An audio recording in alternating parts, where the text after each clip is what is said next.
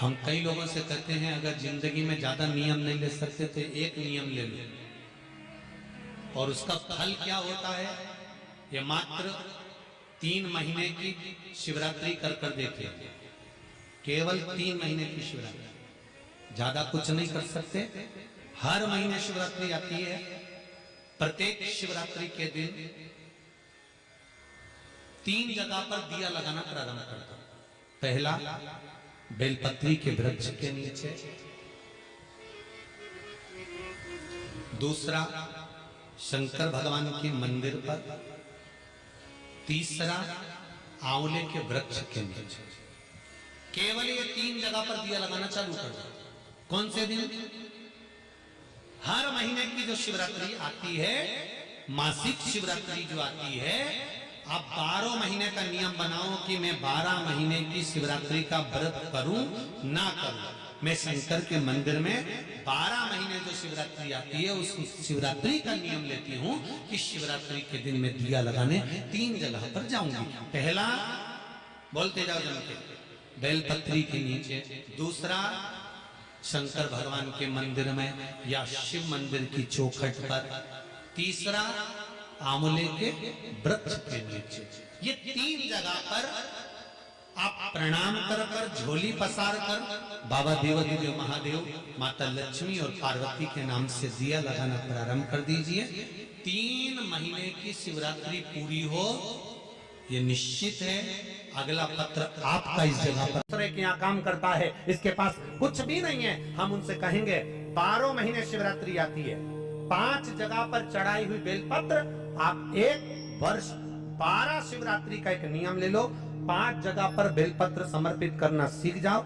1 बेलपत्र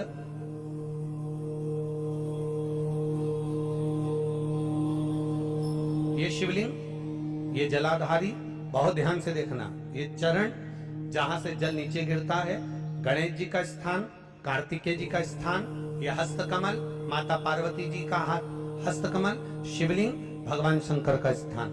ऊपर से जो एक बूंद जल शिवलिंग के ऊपर गिर रहा है, शंकर भगवान की 5 बेटियां, जया, विषहरा, शामरीवारी, दौतली, देव।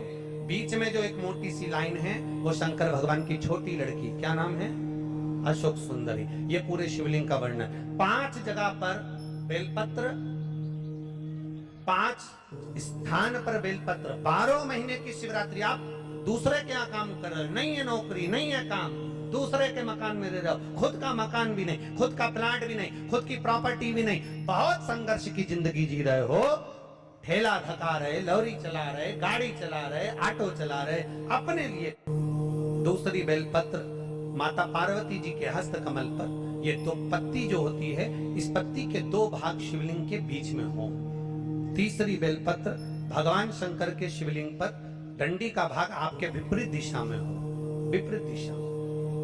चौथी बेलपत्र भगवान शंकर का जहां से जल बहकर जाता है, जमीन पर जो जल बहता है, जमीन पे से जो जल बहकर जाता है, चौथी बेलपत्र उस जमीन के जल पर जहां से वो पानी बहकर जा रहा है, पूरे शिवलिंग को छोड़कर जहां से पानी जमीन पर बहकर जा रहा है उस स्थान पर। और 5वीं बेलपत्र नंदी का जो पांव ऊपर उठा हुआ है उस पांव के पास में 5वीं बेलपत्र समर्पित करना। 1 शिवरात्रि से लेकर 12 शिवरात्रि जो 1 वर्ष तक कर लेता है, 1 वर्ष अपनी कड़ी मेहनत के साथ में मेहनत पूरी करना।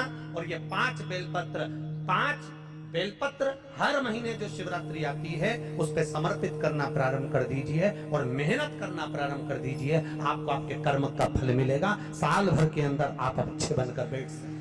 आने का फल क्या मिश्रा जी आपको मिला है? कभी भूल से, कभी जिंदगी में एक बार सीहोर आना, और सीहोर में जहां हम नमक चौराहे पर रहते थे, छावनी में रहते हैं, वहां पर आकर या पूरे सीहोर के लोगों से पूछना कि मिश्रा जी का लड़का आंख में चश्मा कितना मोटा लगाता था। एक बार जरा पूछना जरूर। और टीवी पर भी आपने पहले के देखे होंगे, राघव चश्मा इतना मोटा लगाते थे, स्कूल वालों ने कल लगवाया, भोपाल को दिखाया, सबको दिखाया, चश्मा चढ़ा। जब इस शिव महापुराण में पढ़ा कि शिवरात्रि के दिन चढ़ाया गया शंकर भगवान को शहद लाकर नैनों में लगाएं सुरमे की तरह और शिव जी को चढ़ाया गया जल का आचमन करें तो चश्मे भी उतर जाते हैं। और आज उसका नजारा हमने खुद देखा। लोग कहते हैं कि ले आइए और उस बेर को उठाकर रख लीजिए। मान लो किसी को उदर से जुड़ी हुई जब तकलीफ रहती है, पेट से जुड़ी हुई तकलीफ रहती है, पेट से जुड़ी हुई कोई भी प्रॉब्लम हो, अगर पेट से जुड़ा हुआ कोई भी रोग आपको लग गया और डॉक्टर की दवाई चल रही है, सारी औषधि चल रही है, जो शिवरात्रि पर आपने बेर चढ़ाया है वो बेर अगर आपके यहां रखा हुआ है, वो बेर उस रोग वाले व्यक्ति को खिला दीजिए।